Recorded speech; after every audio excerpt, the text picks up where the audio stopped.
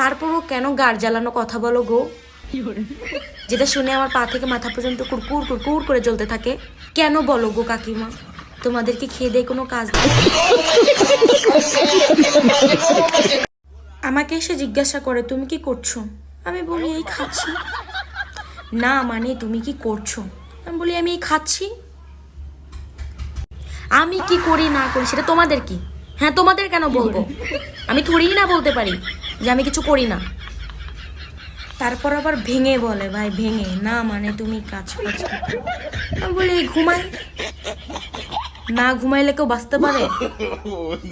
ঘুমানো একটা কাজ, ঘুমানো আর খাওয়া এটা বড় একটা কাজ, এগুলো না করলে কেউ বাঁচতে পারে? তারপর হচ্ছে কিছু গাড় জ্বালানো কথা বলবে, যেটা শুনলে আমার পা থেকে মাথা পর্যন্ত কুরকুর কুরকুর করে জ্বলে উঠবে। কি রে আজকাল তো তোরে দেখি না, কোথায় থাকিস, আদৌ বাড়িতে থাকিস তো? না গো কাকিমা, তোমার বর আমার 4-5টা বাড়ি করে দিচ্ছে, আমি সেখানে থাকি। আধ বলদের মতো কথা বলো, নিজের বাড়িতে থাকবো না তো কোথায় থাকবো?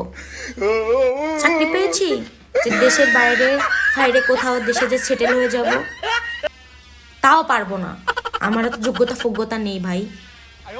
আমি একটা জিনিস বুঝি না, আমি কি পারি কি না পারি সেটা তো তোমরা জানো, তারপরও কেন গাড় জ্বালানো কথা বলো গো, যেটা শুনে আমার পা থেকে মাথা পর্যন্ত কুরকুর কুরকুর করে জ্বলতে থাকে?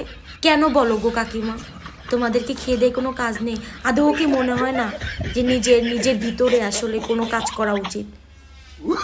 কেন এত লোকের খোঁজ খবর নিতে হবে? কেন এত তো বলিনি লোকের খোঁজ খবর নিতে?